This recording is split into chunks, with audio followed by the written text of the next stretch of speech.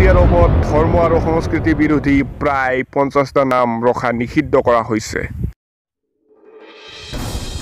Saudi আৰবৰ স্বৰাষ্ট্ৰ মন্ত্ৰালয়ে সেই দেশত ধৰ্ম আৰু সংস্কৃতিৰ বিৰোধীৰ কাৰণ দেখুৱাই প্ৰায় 50টা নাম নিষিদ্ধ কৰিছে। সেই দেশৰ অভিভাৱকসকলে এতিয়াৰ পৰা শিশুৰ সন্তানসকলৰ এই নামসমূহ ৰাখিব নোৱাৰিব।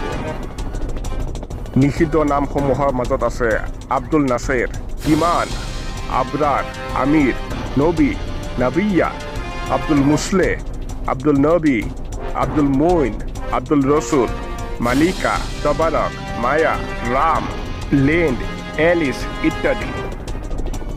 নিষিদ্ধ নামৰ এটা তালিকাও প্ৰকাশ কৰিছে চৰকাৰৰ চিভিল এফেয়াৰ্ছ বিভাগে।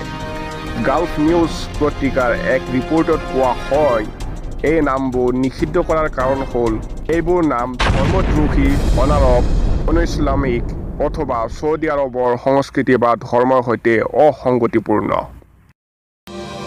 তালিকাত থকা নামকেইটা হ'ল মালাক, আব্দুল আতি, আব্দুল নাছেৰ, আব্দুল মইন, আব্দুল মুছলে, বিনিয়ামিন, নাৰিছ, ইয়াৰা, চিতাফ, ৰোলাণ্ড, ইলাজ, বাৰাহ, আব্দুল নবী, আব্দুল ৰসুল, চুমৌ, আল মামলাকা, মালিকা, মামলাকা, আবাৰাক, নাৰ্ডিন, চেণ্ডি, ৰাম, মালিন, এলেইন, ইনাদ, মালিকটিনা, মায়া, লিণ্ডা, ৰাণ্ডা, বাসমালা, জিব্ৰেইল, আবৰাৰ, ইমান, বায়ান, বাছেল, উৰিলাম, নবী, নাবিয়া, আমিৰ, ডালিন, আৰাম, নাৰিজ, ৰিটাল, এলিছ, লাৰিন, কিব্ৰিয়াল, Lauren. Like, comment, share, subscribe আৰু বেলটো বজাই দিয়ক যাতে নতুন ভিডিঅ' চোৱাত সুবিধা হয়, সম্পূৰ্ণ বিনা খৰচত।